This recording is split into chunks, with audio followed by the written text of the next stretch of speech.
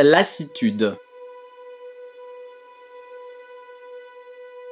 La marche reprend le lendemain. Le père a décidé de rebrousser chemin. Dans le désert de sel, les chances de croiser une caravane sont proches de zéro. Or, ils sont bientôt à court de verre pour faire la farine de leurs galettes. La taille du désert étant également inconnue, s'y perdre et y mourir est plus probable. Ils ont mis un jour de plus à sortir des falaises rocailleuses qu'à l'aller.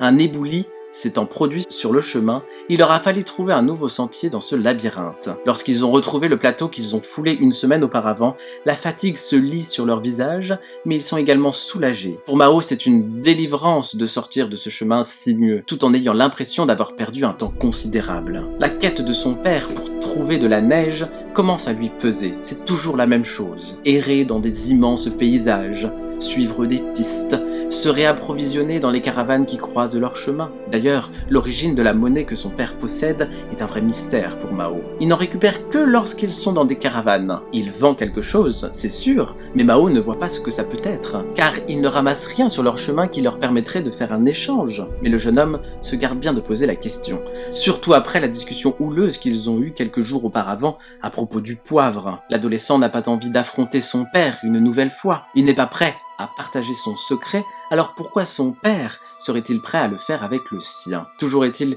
que cette quête commence à peser sur les frêles épaules de Mao. Il souffre du manque d'échange avec les autres adolescents. Quelques jours ne sont pas suffisants pour créer des liens. De plus, cette marche forcée le fatigue beaucoup. La routine lui pèse, l'intimité avec son père commence à être une gêne, et c'est pour ça que lorsqu'un homme lui avait proposé un peu de poivre en échange de quelque chose de nouveau et d'interdit, Mao s'y était pas opposé.